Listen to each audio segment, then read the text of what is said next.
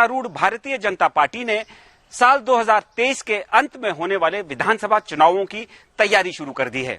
इसी कड़ी में मिशन 2023 की रणनीति बनाने से पहले विधायकों से चर्चा की जा रही है।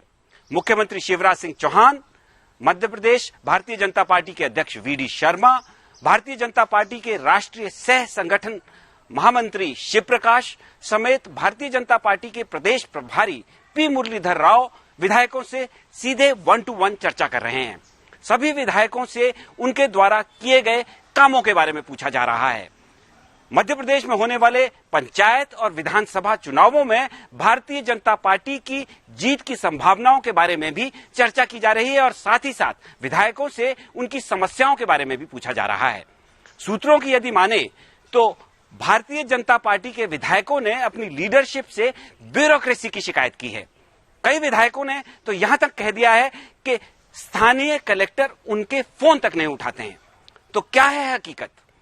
विधायकों की शिकायत कितनी वाजिब है और कलेक्टर जो हैं वो स्थानीय विधायकों की कितनी सिफारिशों को मान सकते हैं?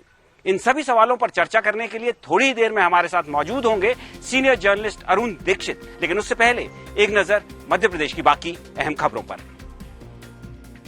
मध्य प्रदेश में जल्द ही पंचायत चुनावों की घोषणा हो सकती है। सरकार ने इसके लिए कैबिनेट में पेश होने वाला ड्राफ्ट भी तैयार कर लिया है। ये जानकारी मध्य प्रदेश के पीडब्ल्यूडी मिनिस्टर गोपाल भार्गव ने गुरुवार को जबलपुर में दी।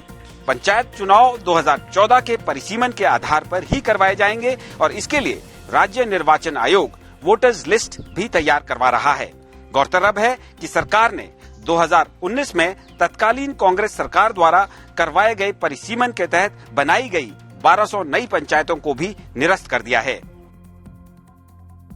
मध्य प्रदेश के खाद्य एवं नागरिक आपूर्ति मंत्री बिसाहुलाल सिंह एक बार फिर विवादों के घेरे में आ गए हैं।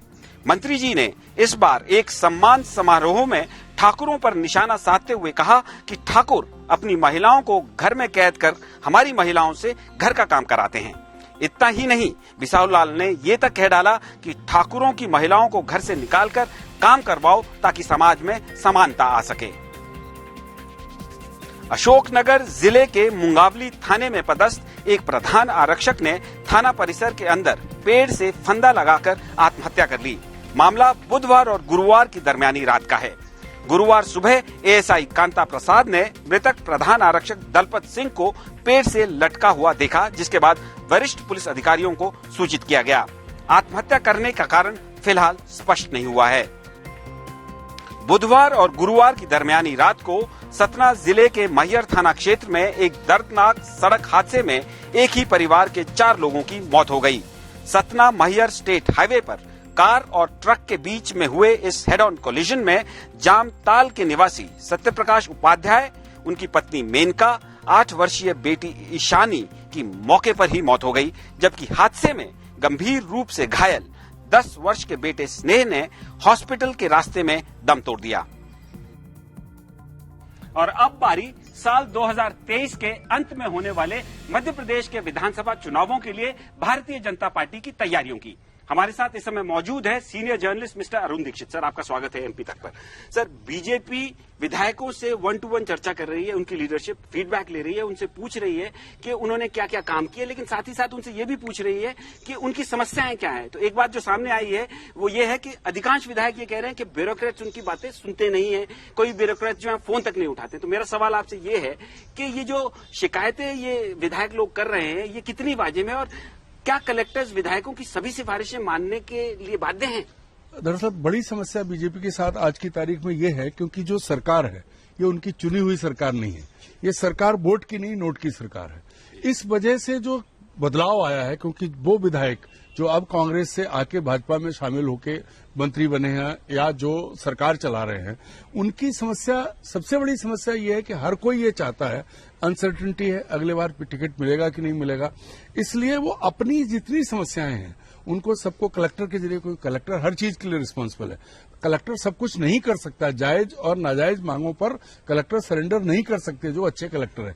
यहां मुश्किल ये है कि अब ये जो अभी हुआ है बाई इलेक्शंस में, वहां कलेक्टरों ने मदद की है, ये कांग्रेस का आरोप है और हम सब ने भी देखा है। तो अब ये चाहते हैं कि इनके लिए काम कलेक्टर करें, कांग्रेस भाजपा के विधायकों की जो सबसे बड़ी समस्या है, जनाधार खत्म हो चुका है, समस्याएं अपनी जगह हैं, बिजली, सड़क, खाद, पानी, पेट्रोल, डीजल, आज की तारीख में हाहाकार मचा हुआ है। सर, हाहाकार तो है, समस्याएं भी है, लेकिन एक बात तो माननी पड़ेगी कि भारतीय जनता पार्टी फिर भी मतलब कांग्रेस से कहीं आगे है, तैयारियां शुरू कर दी हैं। इसमें कोई शक नहीं है, भाजपा कांग्रेस से 100 मील आगे है।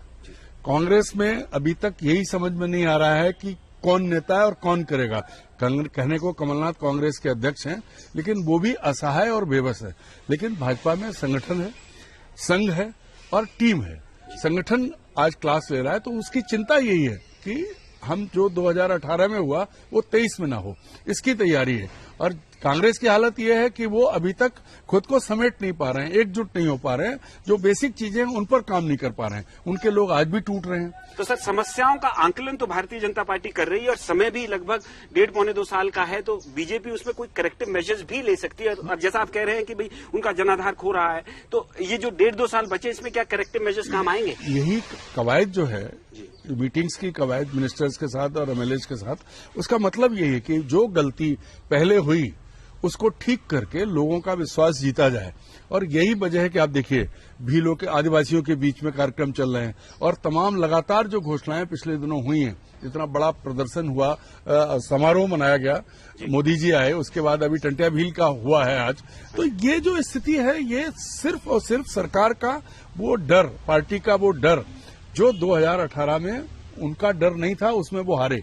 अब वो गलती नहीं दोहराना चाहते किसी भी तरह। भी बहुत समय है, 1.25-2 साल का समय कम नहीं होता, तो 2 साल का तो कम से कम पूरा समय है। ऐसे में बीजेपी अगर हालात बदले, भाई देशव्यापी समस्याएं हैं, अगर उनको शिवराज सिंह ने ठीक कर लिया, अगर शिवराज सिंह बने रहते हैं और उन्होंने ठीक कर लिया, तो मुझे लगता है कि बहुत आसान राह हो जाएगी, क्योंकि कांग्रेस तैयार ही नहीं है। सर, जैसे आपने कहा कि अगर शिवराज सिंह चौहान बने रहें तो अब बाई इलेक्शंस का रिजल्ट आया है, भारतीय जनता पार्टी के फेवर में आया है, तो क्या आप कह सकते हैं कि 2023 का चुनाव शिवराज सिंह चौहान के लीडरशिप में ही लड़ा जाएगा? यहाँ पर हेमंत जी बात दूसरी है, 4 बाई इलेक्शंस हुए, आप इतनी पुरानी पार्टी, उसके पास अपने कैंडिडेट नहीं थे। जोवट में इन्होंने कांग्रेस से उधार लिया, निवाड़ी में इन्होंने समाजवादी पार्टी से उधार लिया, जो भी स्टेट के बाहर का है।